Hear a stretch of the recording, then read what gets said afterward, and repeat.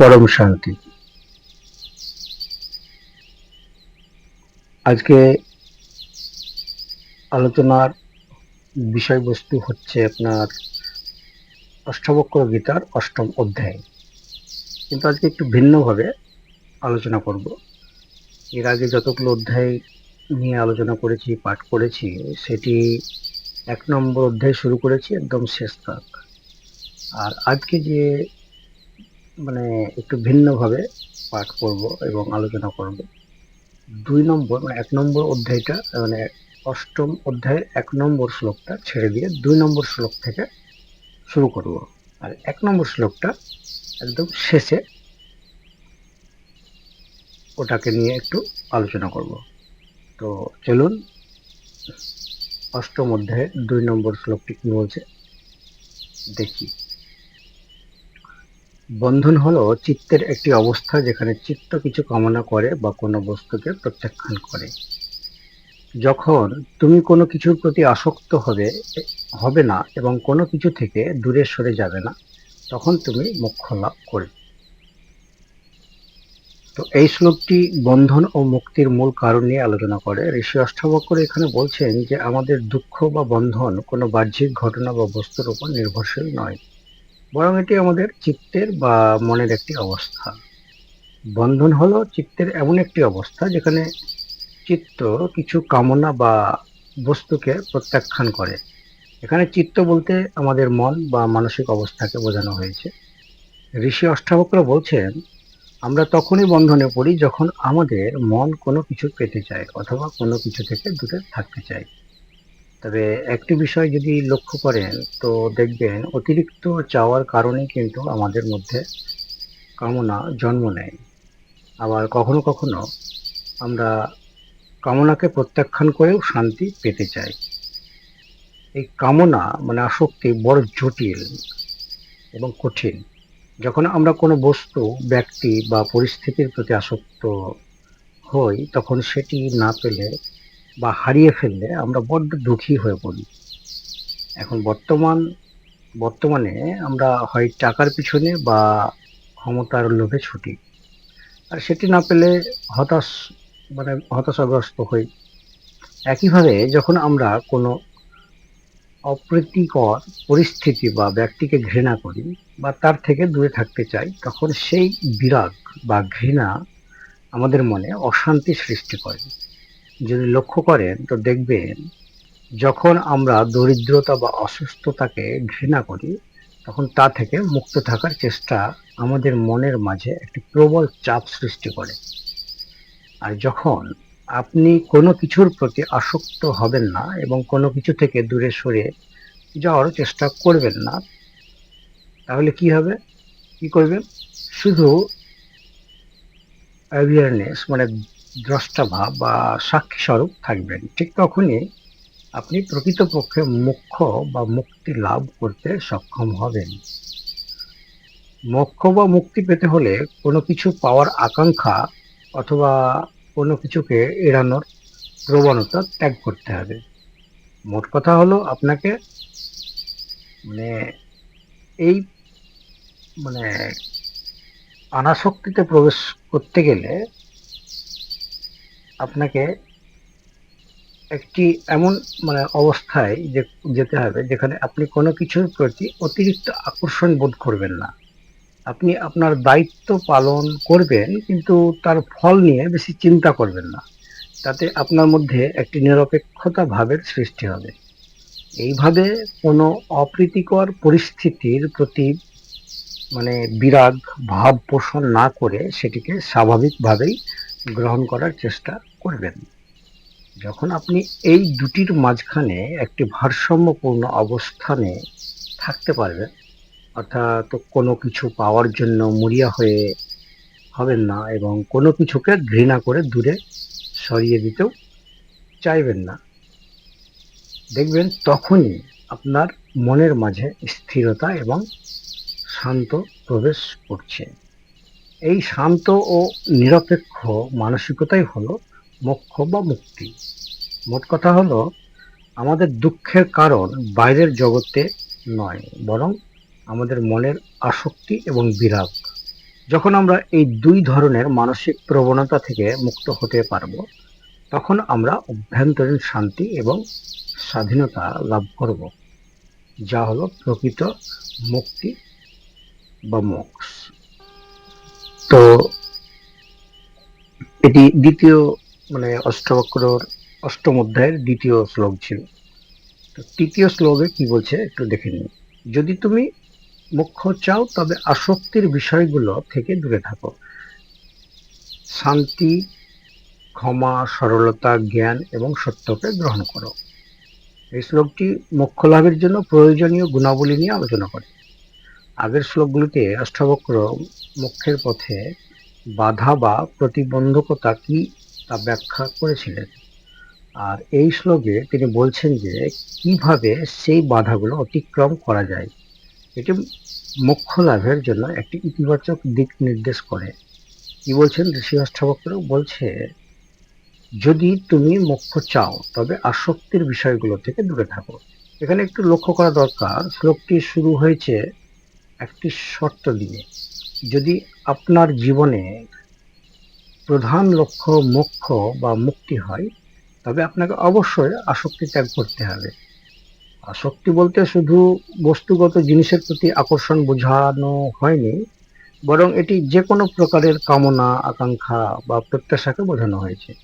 যেমন ধরুন, খ্যাতি, অর্থ, সম্পদ, এমনকি সুখের প্রতিও আমরা যে আসক্তির শিকার হই, আর এই ধরনের আসক্তি মনকে অস্থির করে তোলে এবং বন্ধনের মূল কারণ হয়ে দাঁড়ায়।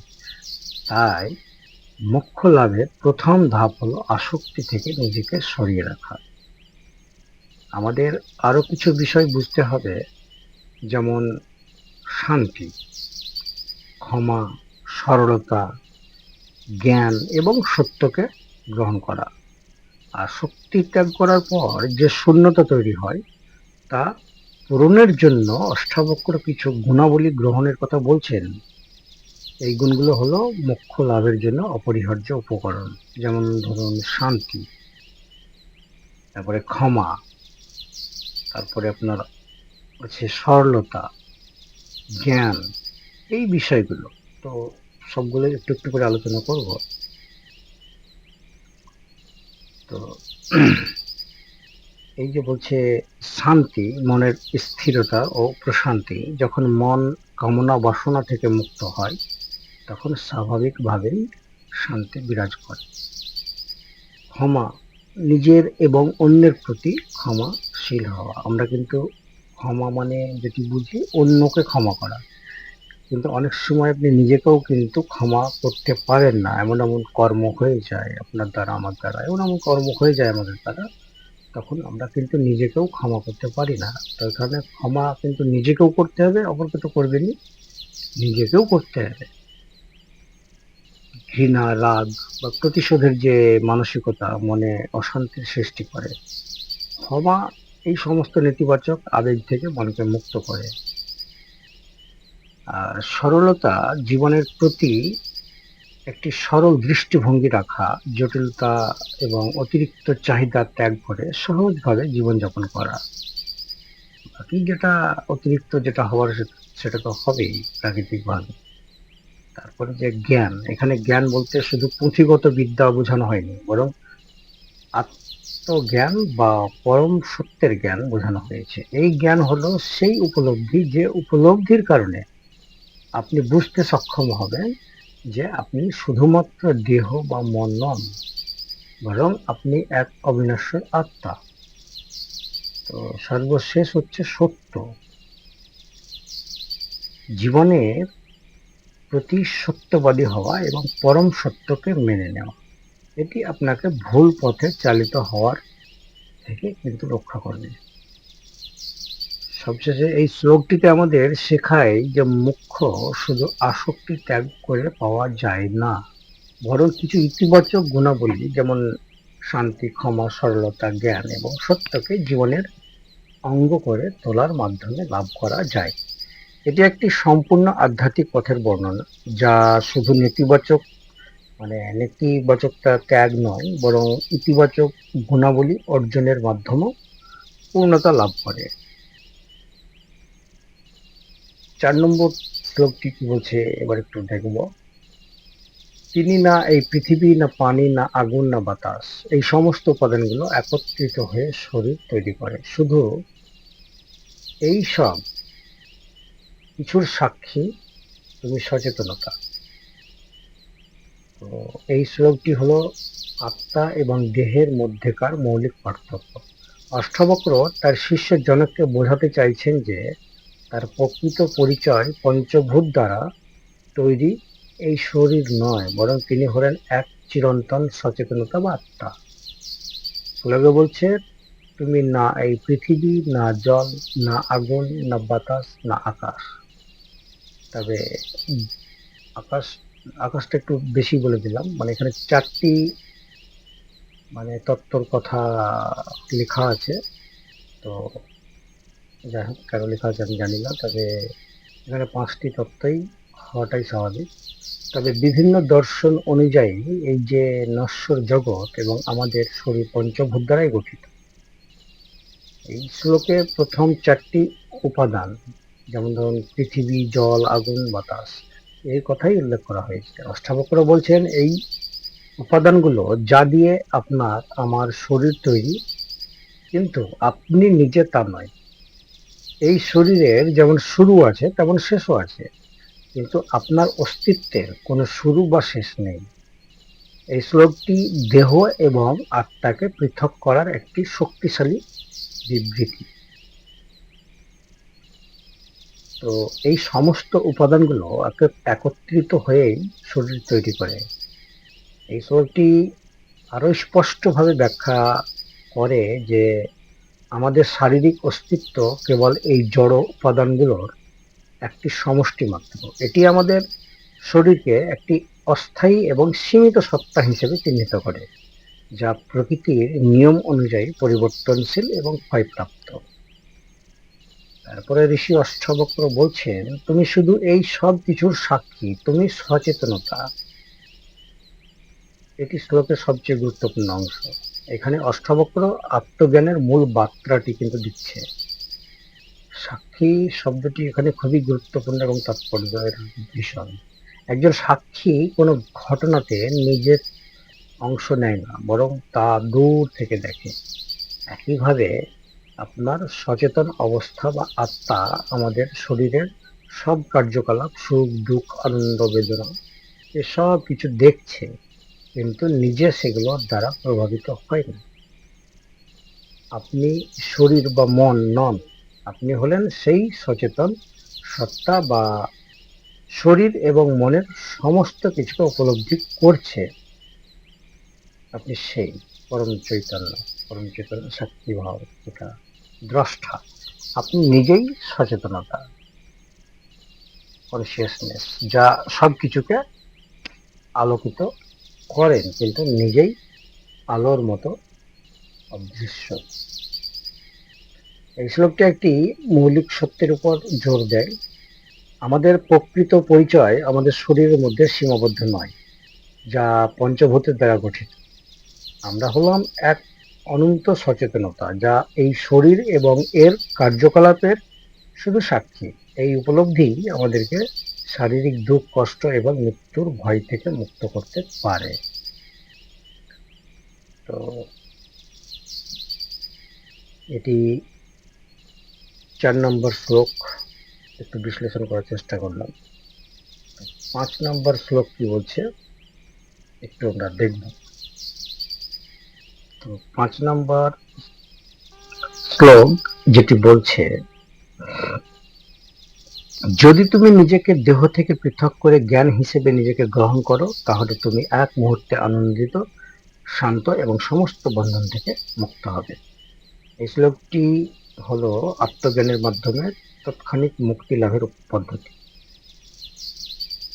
এই শ্লোকটি খুব পোক্তা। আগের শ্লোকগুলোতে অষ্টাবক্র দেহের সঙ্গে আত্মার পার্থক্য এবং সাক্ষী স্বরূপের কথা বলেছেন, তবে এই শ্লোকে তিনি বলছেন সেই জ্ঞানকে শুধু জানা নয়, বরং নিজেকে সেই জ্ঞান রূপে গ্রহণ করা কতটা গুরুত্বপূর্ণ এবং তার ফল কি হতে পারে। যদি আপনি নিজেকে দেহ থেকে পৃথক করে জ্ঞান হিসেবে নিজেকে গ্রহণ করেন, এই যে শব্দটি বলছে, এটি শ্লোকের প্রথম এবং সবচেয়ে গুরুত্বপূর্ণ অংশ। এখানে দুটি বিষয় বলা হয়েছে, দেহ থেকে নিজেকে পৃথক এবং জ্ঞান হিসেবে নিজেকে গ্রহণ করা। তো দেহ হিসেবে নিজেকে পৃথক কি কি বিষয় একটু দেখব। মানে দেহ থেকে নিজেকে পৃথক বলতে এখানে বোঝাচ্ছে আমাদের সমস্ত দুঃখের মূল কারণ হলো নিজেদেরকে এই নশ্বর দেহের সঙ্গে এক মনে করা, তাই না? যখন শরীর অসুস্থ হয় আমরা মনে করি আমি অসুস্থ, যখন শরীর বৃদ্ধ হয় আমরা মনে করি আমি বৃদ্ধ হচ্ছি। এই যে ভুল ধারণা, এগুলো ত্যাগ করতে হবে। তো জ্ঞান হিসেবে নিজেকে গ্রহণ করা, এই যে কথাটি বলছে এখানে, জ্ঞান বলতে কেবল বুদ্ধি বা তথ্য নয়, বরং পরম সত্তা বা চেতনাকে বোঝানো হয়েছে। অষ্টাবক্র বলছেন তুমি শুধুই এক, মানে এই ক্ষণস্থায়ী দেহের মধ্যে আবদ্ধ নও, তুমি হলে সেই অসীম ও চিরন্তন জ্ঞান স্বরূপ আত্মা। এই সত্যকে শুধু জানা নয়, বরং এটিকে নিজের প্রকৃত পরিচয় হিসেবে গ্রহণ করতে হবে। তাহলে আপনি এক মুহূর্তে আনন্দিত, শান্ত এবং সমস্ত বন্ধন থেকে মুক্ত হয়ে যাবেন। এটি শ্লোকের ফল বা, মানে শ্লোকের ফল বা ফলাফল। যখন ফলাফল আর কি, যখন কেউ এই উপলব্ধিটি হৃদয়ে ধারণ করে তখন তার জীবনে একটি তৎক্ষণিক মানে এবং আমূল পরিবর্তন কিন্তু আসে। এক মুহূর্তে যে শব্দটি, এই পরিবর্তন কোনো দীর্ঘ সাধনা বা প্রক্রিয়ার ফল নয়, এটি একটি তাৎক্ষণিক উপলব্ধি। যখন একজন ব্যক্তি পুরোপুরি বুঝতে পারে যে সে শরীর নয় বরং আত্মা, তখন তার সমস্ত কষ্ট এবং ভয় এক মুহূর্তে দূর হয়ে যায়। আর হওয়ারই কথা, যখন আপনার জ্ঞান হয়ে যাবে, বুঝে যাবে, তখন তো দূর হয়ে যাবে, তাই না? আনন্দিত ও শান্ত হয়ে যাবেন।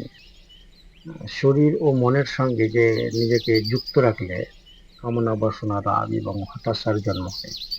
যখন আপনি নিজেকে শরীরের সঙ্গে যুক্ত রাখবেন তখন এগুলো তৈরি হবেই, কামনা বাসনা রাগ। কারণ এই যে আমাদের ছয় রিপু, এটা তো দেহের মধ্যেই আছে। পঞ্চম ইন্দ্রিয়, ছয় রিপু, এটা তো আমাদের দেহের সঙ্গে যুক্ত, তাই না? কিন্তু যখন আপনি নিজেকে আত্মস্বরূপে প্রতিষ্ঠিত করবেন তখন এই সমস্ত অস্থিরতা থেকে মুক্ত হবে। এই মুক্তিই হলো প্রকৃত আনন্দ বা শান্তি। তো যে সমস্ত বন্ধন থেকে যে মুক্তির কথা বলছে এখানে, বন্ধন বলতে শুধু শারীরিক বা সামাজিক বন্ধন নয়, বরং এখানে আরেকটি বন্ধন যেটি হচ্ছে মানসিক বন্ধন।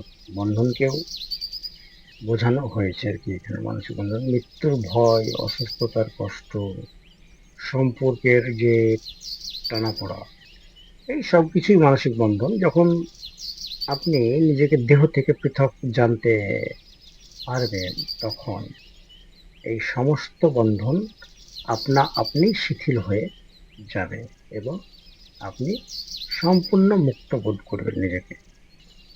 আপনি নিজেই বুঝতে পারবেন হ্যাঁ আমি মুক্ত। কিন্তু তার জন্য লাগবে আপনার জ্ঞান। আপনাকে সেই আত্মজ্ঞান, মানে সংগ্রহ বলেন, আত্মজ্ঞান উপলব্ধি বলেন, যাই বলেন, সেটি করতে হবে আপনাকে। তো এই শ্লোকটি একটি সরল কিন্তু গভীর সত্য প্রকাশ করে। আমাদের মুক্তির পথ বাইরে কোনো বস্তু বা কর্মের মধ্যে তো নেই, বরং এটি আমাদের সেই ভেতরেই উপলব্ধি। প্রত্যেকটা শ্লোকে একই কথাই বোঝাবার চেষ্টা করছে, মানে আমাদের ভেতরের উপলব্ধির মধ্যেই লুকিয়ে আছে। নিজেকে শরীর থেকে আলাদা করে যখন আমরা নিজেদেরকে চিরন্তন জ্ঞান স্বরূপ আত্মা হিসেবে গ্রহণ করতে পারি, তখনই সেই মুহূর্তে আমরা সমস্ত দুঃখ এবং বন্ধন থেকে মুক্ত হয়ে আনন্দ ও শান্তি লাভ করি। যাই হোক, 6 নম্বর শ্লোকটি কি বলছে? আমরা একটু দেখব। যদি তুমি বাসনা, রাগ এবং লোভের দ্বারা নিজেকে পরাজিত হতে দাও, তাহলে তুমি বাসনার দাস হিসেবে থাকবে। কিন্তু যদি তুমি এই সব থেকে মুক্ত হও, তাহলে তুমি সমস্ত দুঃখের ঊর্ধ্বে থাকবে। এই শ্লোকটি বাসনা, রাগ এবং লোভকে বন্ধনের মূল কারণ হিসেবে চিহ্নিত করে এবং এই তিনটি থেকে মুক্তিকে প্রকৃত স্বাধীনতার পথ হিসেবে দেখায়। এটি আমাদের মনের অভ্যন্তরীণ শত্রুদের বিরুদ্ধে একটি সতর্কতা এবং তাদের উপর বিজয় লাভের গুরুত্ব তুলে ধরে। তো কি বলছে, যদি তুমি বাসনা, রাগ এবং লোভের দ্বারা নিজেকে পরাজিত হতে দাও, তাহলে তুমি বাসনার দাস হিসেবে থাকবে। অষ্টাবক্র এখানে তিনটি প্রধান মানসিক দুর্বলতার কথা বলছেন: বাসনা, রাগ, লোভ। তো বাসনা যেমন কোনো কিছু মানে পাওয়ার যে তীব্র আকাঙ্ক্ষা, এটি কেবল বস্তুগত জিনিস নয়, বরং খ্যাতি, প্রশংসা বা ক্ষমতার আকাঙ্ক্ষাও হতে পারে। তারপরে যেটা রাগ, মনের এমন একটা অবস্থা যেখানে কোনো কিছু অপছন্দ বা অপূরণীয় কামনার কারণে তীব্র বিরক্তি বা ক্রোধের সৃষ্টি হয় আমাদের মধ্যে। আর লোভ, লোভ লোভের বিষয়ে তো অনেকে আপনারা অবগত। তবে কোনো কিছু পাওয়ার পর তা আরো বেশি চাওয়া বা ধরে রাখার মানসিকতা, এটাই বলছে লোভ। চাইবো তো আমরা সকলেই, আশা আকাঙ্ক্ষা এগুলো থাকবে, কিন্তু ব্যালেন্সে, কিন্তু আমাদের ব্যালেন্স বিগড়ে যায়, তখন সেটা লোভে পরিণত হয়, গ্রিড। তো অতিরিক্ত চাওয়াটাই হচ্ছে লোভ। অতি লোভে তাঁতির মরণ। তো অষ্টাবক্র বলছেন, যখন আমরা এই তিনটি প্রবৃত্তির কাছে নিজেদেরকে সঁপে দিই, তখন আমরা তাদের দাস হয়ে যাই। একজন দাসের নিজের উপর কোনো নিয়ন্ত্রণ থাকে না, সে তার প্রভুর আদেশ অনুযায়ী কাজ করে, তাই না? একইভাবে বাসনা, রাগ এবং লোভ যখন আমাদের মনকে নিয়ন্ত্রণ করে, মানে এগুলো তো মনের উৎপত্তি। হুম, তো আর মনে নিয়ন্ত্রণ করছে, মনই মনকে নিয়ন্ত্রণ করছে সেই রিপু দ্বারা। তখন আমরা তাদের হাতে পুতুল হয়ে যাই না, এবং আমাদের প্রতিটি পদক্ষেপ তাদের দ্বারা পরিচালিত হয়। এই দাসত্বই হলো প্রকৃত বন্ধন। এখান থেকেই বন্ধনের সৃষ্টি। কিন্তু যদি আপনি এই সব থেকে মুক্ত হন, তাহলে আপনি সমস্ত দুঃখের ঊর্ধ্বে থাকবেন। এই অংশে অষ্টাবক্র মুক্তির উপায় বর্ণনা করছেন। তিনি বলছেন, এই তিনটি মানসিক প্রবণতাকে দমন করা বা এড়িয়ে যাওয়া নয়, বরং তাদের থেকে মুক্ত হতে হবে। মুক্ত হওয়া মানে হলো তাদের প্রভাব থেকে বেরিয়ে আসা, যাতে তারা আর আপনার সিদ্ধান্তকে প্রভাবিত করতে না পারে।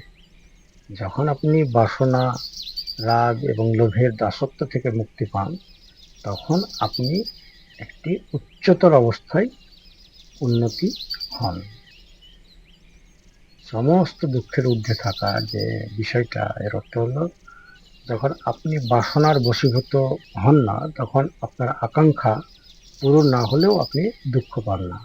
যখন আপনি রাগের দাস হন, মানে তখন তো আপনি, রাগ আপনাকে নিয়ন্ত্রণ করবে, তাই না? যখন আপনি রাগের দাস নন, তখন কোনো অপ্রীতিকর ঘটনাও আপনার মনে অশান্তি সৃষ্টি করে না। এই মানসিক স্বাধীনতা আপনাকে জীবনের সমস্ত দুঃখ কষ্ট থেকে ঊর্ধ্বে রাখে। আপনি তখন এমন একজন সাক্ষী, যে সব কিছু দেখছে কিন্তু কোনো কিছুতেই জড়িয়ে পড়ে না। এই অবস্থাটি হলো প্রকৃত সুখ ও শান্তি। তো এই শ্লোকটি আমাদের শেখায় যে আমাদের যে দুঃখ বন্ধনের কারণ হলো আমাদের মনের অভ্যন্তরীণ দুর্বলতাগুলো। সেগুলো কি? বাসনা, রাগ এবং লোভের লোভ, এগুলো জয় করার মাধ্যমেই আমরা তাদের দাসত্ব থেকে মুক্তি পেতে পারি এবং একটি স্থির, শান্ত ও দুঃখ মুক্ত জীবন লাভ করতে পারে। এই মুক্তিই হলো প্রকৃত স্বাধীনতা। তো 7 নম্বর শ্লোক কি বলছে একটু দেখে নেব। অহংবোধ এবং শরীরের প্রতি আসক্তি হলো দুঃখের কারণ। যখন তুমি এই আসক্তি ত্যাগ করবে, তখন তুমি আনন্দিত হবে এবং সমস্ত দুঃখ থেকে মুক্ত হবে। এটা অষ্টাবক্র গীতার এই শ্লোকটি মূল ভাব যেটি, সেটি হলো দুঃখ। শ্লোকটি দুঃখের দুটি প্রধান কারণ চিহ্নিত করে, যেমন অহংবোধ। অহংবোধ মানে এখানে ইগো, এবং শরীরের প্রতি আসক্তি। অষ্টাবক্র বলছেন যে এই দুটি বন্ধন থেকে মুক্তি পেলে প্রকৃত আনন্দ এবং দুঃখ থেকে স্বাধীনতা লাভ করা সম্ভব। অহংবোধ এবং শরীরের প্রতি যে আসক্তি হলো দুঃখের কারণ। এখানে দুটি ভিন্ন ধরনের আসক্তিকে দুঃখের মূল কারণ হিসেবে দেখানো হয়েছে। অহংবোধ, ইগো। অহং বা আমি বলতে এখানে একটি মিথ্যা ধারণা বোঝানো হয়েছে যে আমি অমুক ব্যক্তি, আমি এই, আমার এই নাম, আমার এই পরিচয়, এই সমাজে আমার একটি এই বড় পদে আমি আছি, আমার এই অবস্থা, বড় অবস্থায় আছি। এই আমির ধারণাটি আমাদের মনে গর্ব, লজ্জা, ভয় এবং নিরাপত্তাহীনতার জন্ম দেয়। যখন কেউ আমাদের অহং এ আঘাত করে, ইগোতে আঘাত করে, তখন আমরা দুঃখ পাই। যখন আমরা কোনো কিছুতে ব্যর্থ হই, তখন আমাদের অহং আহত হয়, ইগো আমাদের আমিত্ব আহত হয় এবং আমরা কষ্ট পাই, তাই না? এই অহংকার বোধই আমাদের সুখ দুঃখের কারণ হয়ে দাঁড়ায়। তখনই আমাদেরকে দুঃখ ভোগ করতে হয়। শরীরের যে প্রতি আসক্তি, এটি আগের শ্লোকেরই একটি পুনরাবৃত্তি। আমরা যখন নিজেদেরকে শরীরের সঙ্গে এক করে দেখি, তখন শরীরের কষ্ট, রোগ, বার্ধক্য, মানে বার্ধক্যতা বা মৃত্যু আমাদের নিজেদেরকে কষ্ট বলে মনে হয়। এই আসক্তির কারণে আমরা শরীরের সৌন্দর্য বা ক্ষমতা হারানোর ভয়ে থাকি। ভয় হয় আমাদের ভেতরে একটা, যা আমাদের মনের এক ধরনের স্থায়ী দুঃখ তৈরি করে। তো যেটি বলছে, যখন তুমি এই আসক্তি ত্যাগ করবে, তখন তুমি আনন্দিত হবে এবং সমস্ত দুঃখ থেকে মুক্ত হবে। এটি এই এটি হলো এই শ্লোকের সমাধান।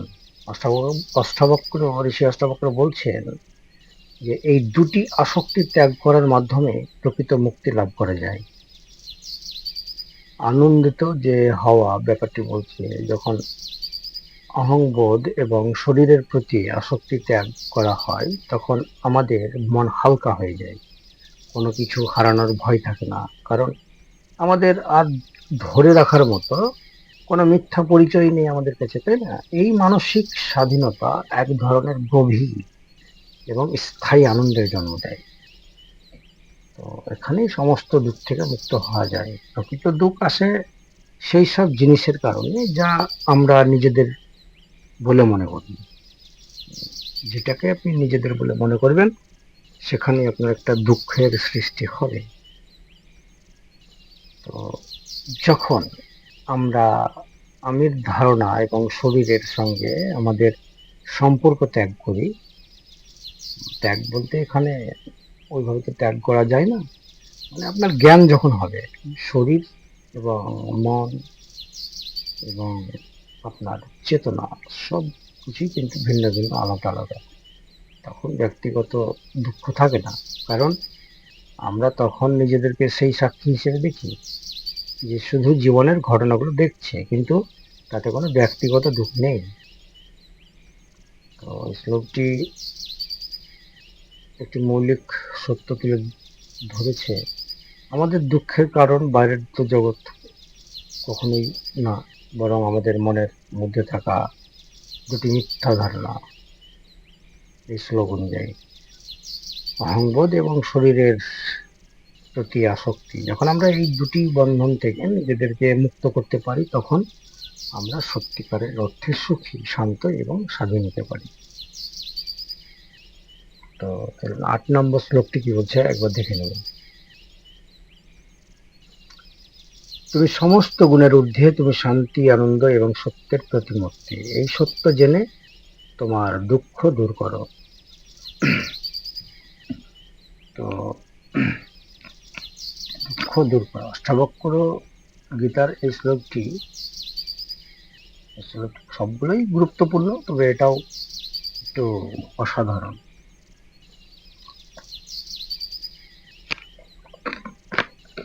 তো এই শ্লোকটি আত্মার প্রকৃত স্বরূপকে তুলে ধরে।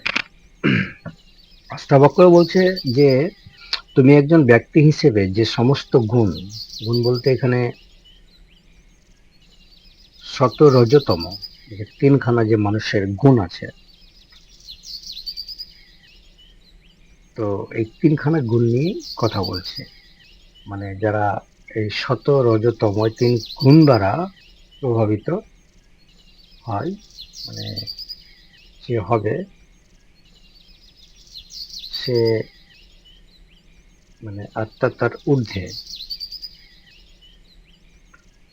মানে সেই ব্যক্তি আত্মার, মানে সেই ব্যক্তির ঊর্ধ্বে, মানে আমার ঊর্ধ্বে আমি নিজে পৌঁছে যাব, মানে আত্মাতে মানে পৌঁছে যাব।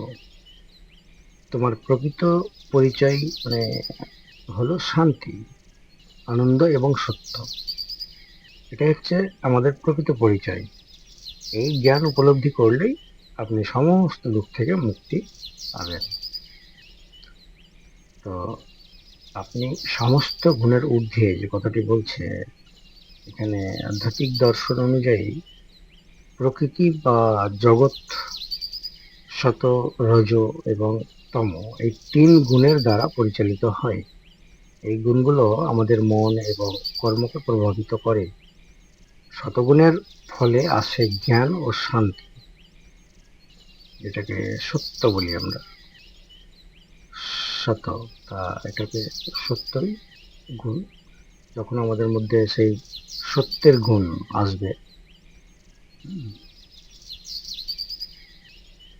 তো তখন আমাদের মধ্যে জ্ঞানের আবির্ভাব ঘটবে। তারপরে যে বলছে রাজ, এই রাজগুণের ফলে আসে কর্ম আর অস্থিরতা। এবং তম, তমাস যেটাকে বলছে, তম গুণের ফলে আসে জড়তা ও অলসতা।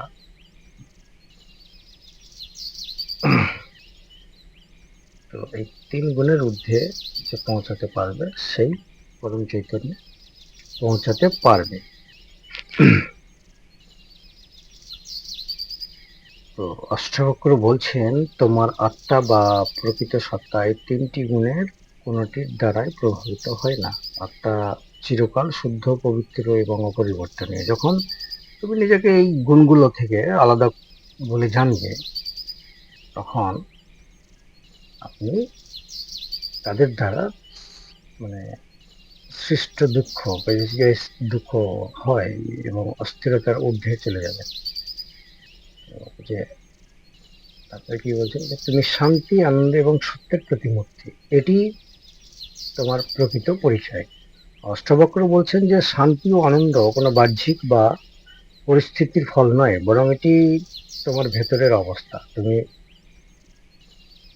নিজেই শান্তি ও আনন্দের স্বরূপ।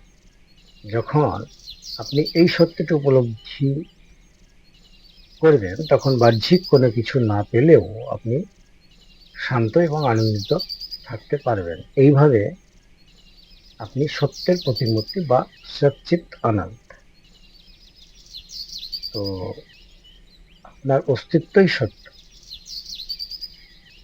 আপনার স্বভাবই সচেতনতা এবং আপনার প্রকৃত স্বরূপ আনন্দ। এই তিন শব্দের অর্থ সচ্চিত আনন্দ। আপনার মানে অস্তিত্বই সত্য, আর আপনার স্বভাবই সচেতনতা, এবং আপনার প্রকৃত রূপ হচ্ছে আনন্দ। এই সত্য জেনে আপনার দুঃখ দূর করতে হবে আপনাকে। এই অংশটি শ্লোকের মূল বার্তা। অষ্টাবক্র এখানে কোনো জটিল সাধনার কথা বলছেন না, বরং একটি সহজ সত্য উপলব্ধি করার কথা বলছেন।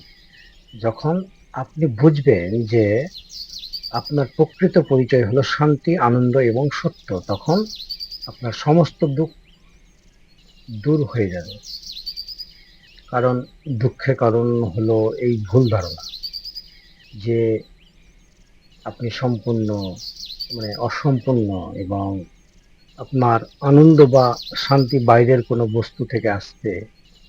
এই ভুল ধারণা ত্যাগ করলেই আপনি দুঃখ থেকে মুক্ত হয়ে যাবেন। তো 9 নম্বর শ্লোক কি বলছে এবার একটু দেখে নেব। তোমার কোনো কিছুর প্রতি আসক্তি নেই, তুমি এই সমস্ত কিছুর দর্শক, সুতরাং সুখী হও এবং সবকিছুর প্রতি উদাসীন থাকো। অষ্টাবক্র গীতার এই শ্লোকটি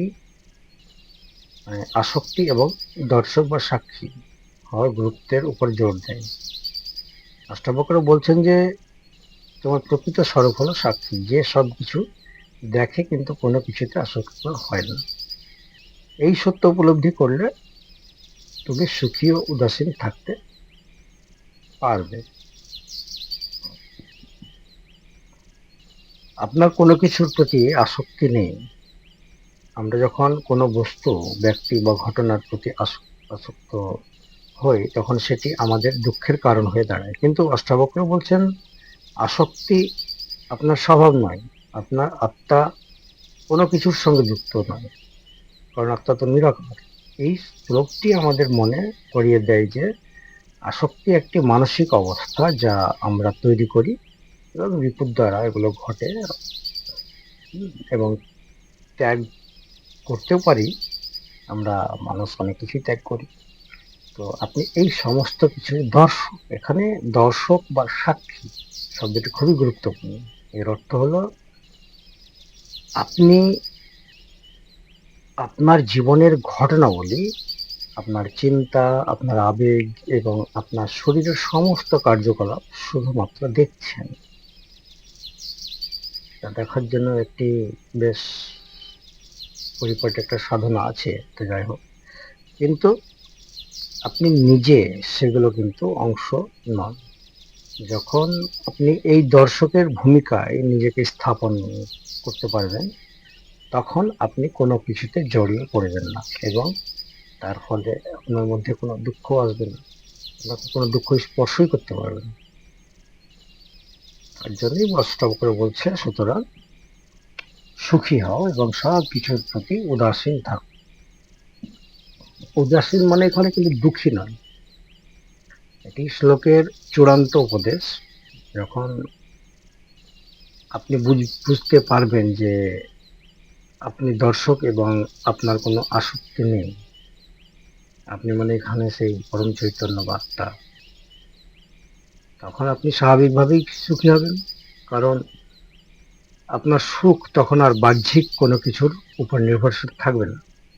উদাসীন বলতে কিন্তু এখানে নেতিবাচক অর্থ বোঝানো হয়নি। এর অর্থ হলো কোনো কিছুর ভালো বা মন্দের প্রতি নিরপেক্ষ থাকা। উদাসীন মানে একটা নিরপেক্ষ ভাব। এটি হলো মনের একটি স্থির অবস্থা, যেখানে কোনো কিছু অর্জন বা হারানোর প্রতি কোনো প্রতিক্রিয়া হয় না আপনার। এই উদাসীনতাই আপনাকে শান্তি এবং আনন্দ দেবে।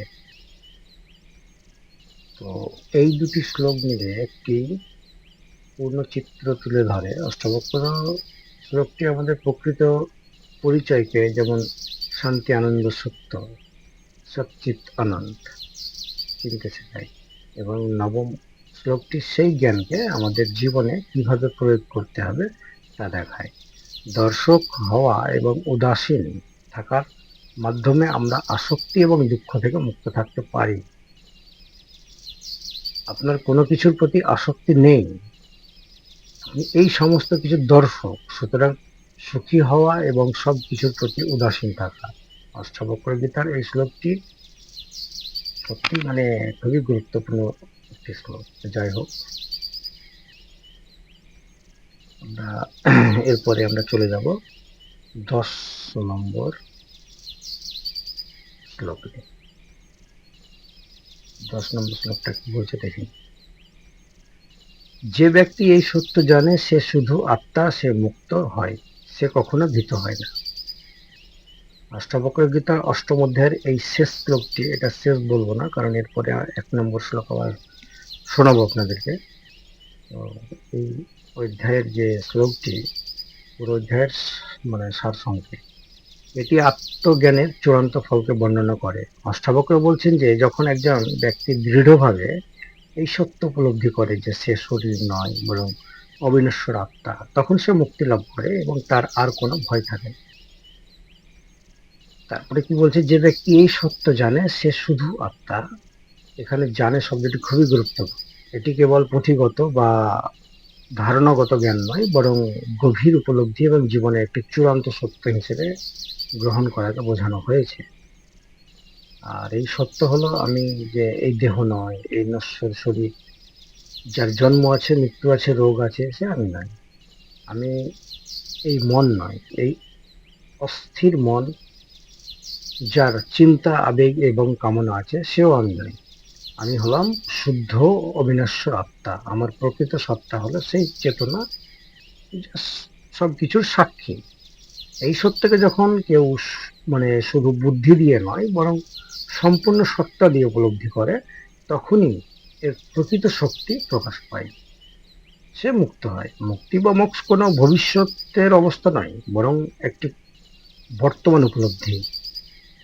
যখন আপনি আপনার প্রকৃত আত্মাকে জানতে পারবেন, তখনই আপনি সমস্ত বন্ধন থেকে মুক্ত হয়ে যাবেন। এই বন্ধনগুলো হলো আপনার শারীরিক বন্ধন, মানসিক বন্ধন এবং সামাজিক। তো রোগ, বার্ধক্য এবং মৃত্যুর যে ভয়, ভয় থেকে মুক্তি, লোভ, হিংসা এবং অন্যান্য নেতিবাচক আবেগ থেকে মুক্তি, হ্যাঁ, তারপরে আপনার নাম, খ্যাতি, সম্মান, এই সমাজের অত্যাচার, চাপ থেকে মুক্তি। আর এই উপলব্ধি আপনাকে এই সমস্ত কিছুর ঊর্ধ্বে স্থাপন করবে, কারণ তখন আপনি জানবেন যে আপনি এগুলোর আপনার প্রকৃত পরিচয় নয়। তো এটাই হচ্ছে বিষয়। সে কোনো তখন এগুলো যখন জেনে যাবেন, তখন আপনার মধ্যে ভয় বলে আর কোনো কিছুই থাকবে না।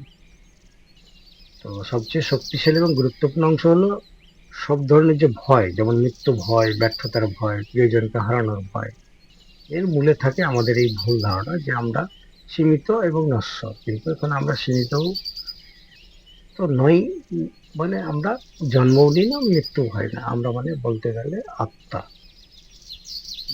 এই হচ্ছে বিষয়। তো চলুন এবার শেষ যে শ্লোকটি যেটা বলেছিলাম আপনাদেরকে, সেই শেষ শ্লোকটি এবং 1 নম্বর শ্লোক পাঠ করব। তো এই যে অষ্টম অধ্যায়, মানে এই অধ্যায়ের মূল বিশেষভাবে মুক্তির প্রতি জোর দেওয়া হয়েছে। এখানে ঋষি অষ্টাবক্র রাজা জনককে বোঝাচ্ছেন যে মুক্তি কোনো অর্জন নয়, বরং আত্মার প্রকৃত স্বরূপের স্বীকৃতি। বন্ধন ও মুক্তি শুধু মনের কল্পনা মাত্র। আসলে মুক্তির তো কোনো পথ হয় না, মুক্তি হচ্ছে একটি চরম উপলব্ধি। তাই ঋষি অষ্টাবক্র বারবার বলছেন, যে ব্যক্তি নিজেকে চেতনা হিসেবে জানতে পারে, তার জন্য মুক্তি কোনো গন্তব্যই নয়, বরং তা তার স্বাভাবিক অবস্থা। আত্মাকে কখনো আবদ্ধ করা সম্ভবই নয়।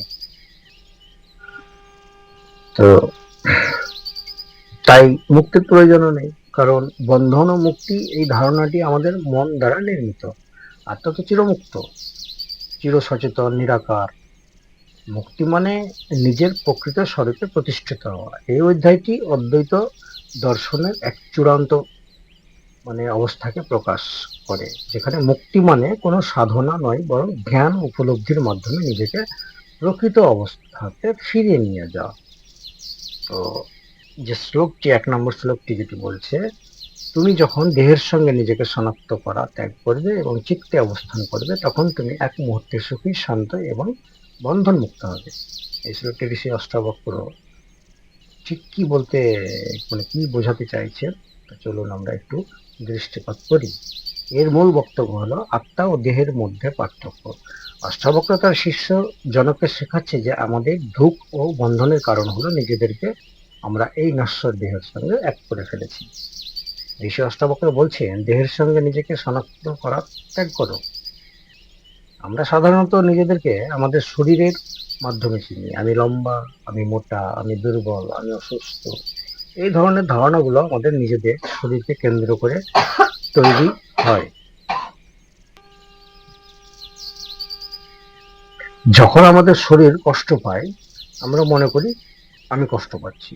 অষ্টাবক্র বলছে এই ধারণাটি আপনার ভুল। আপনি আপনার দেহ নন। আমাদের দেহ একসময় নষ্ট হয়ে যাবে, কিন্তু আপনি, মানে আপনার আত্মা, অবিনশ্বর। আর এই ভুল ধারণা ত্যাগ করাই হলো প্রথম পদক্ষেপ। তারপর তিনি বলছেন, ঋষি অষ্টাবক্র বলছেন চিত্তে অবস্থান করার কথা। চিত্ত বলতে এখানে বোঝানো হয়েছে সচেতনতা বা আত্মা। ঋষি অষ্টাবক্র বলছেন দেহকে ত্যাগ করে নিজের প্রকৃত স্বরূপ অর্থাৎ সচেতনতার মাঝে স্থির হতে হবে। আপনি শুধুই একজন দর্শক বা সাক্ষী। একটি কথা আপনাদের বলে রাখা ভালো, এখানে যখন আপনি বলে সম্বোধন করব, তখন আপনারা বুঝে নেবেন আমি সেই পরম চৈতন্যের কথা বলছি, যে এই দেহ ও মনের সমস্ত ক্রিয়াকলাপ দেখছে। যখন আপনি এই দর্শকের ভূমিকায় নিজেকে স্থাপন করতে পারবেন, তখন আপনি দেহের সুখ দুঃখের ঊর্ধ্বে পৌঁছে যাবেন। তো তারপরে শ্লোকের অংশে কি বলছে, বলছে এক মুহূর্তে সুখী, শান্ত এবং বন্ধনমুক্ত হবে। এটি শ্লোকের সবচেয়ে গুরুত্বপূর্ণ অংশ। ঋষি অষ্টাবক্র বলছে এই উপলব্ধিটি কোনো দীর্ঘ প্রতিক্রিয়ার ফল নয়, বরং এটি এক মুহূর্তের সিদ্ধান্ত। যখন আপনি সত্যি বুঝতে পারবেন যে আপনি শরীর নন, বরং অবিনশ্বর আত্মা, তখন আপনি তৎক্ষণাৎ সমস্ত দুঃখ, ভয় এবং আসক্তি থেকে মুক্ত হয়ে যাবেন। এই মুক্তিই হলো প্রকৃত সুখ ও শান্তি। তো এই শ্লোকটি আমাদের শেখায় যে আমাদের অস্তিত্ব শরীর বা মনের উপর নির্ভরশীল নয়। আমাদের প্রকৃত পরিচয় হলো আত্মা, যা চিরন্তন এবং সমস্ত দুঃখের ঊর্ধ্বে। এই সত্য উপলব্ধি করতে পারলেই আমরা প্রকৃত শান্তি ও স্বাধীনতা লাভ করতে পারব। তো যাই হোক, আপনারা কতটুকু বুঝলেন জানাবেন। ভালো থাকুন আপনারা। আজকের অষ্টাবক্র গীতা অষ্টম অধ্যায় এখানে শেষ করলাম। পরম শান্তি।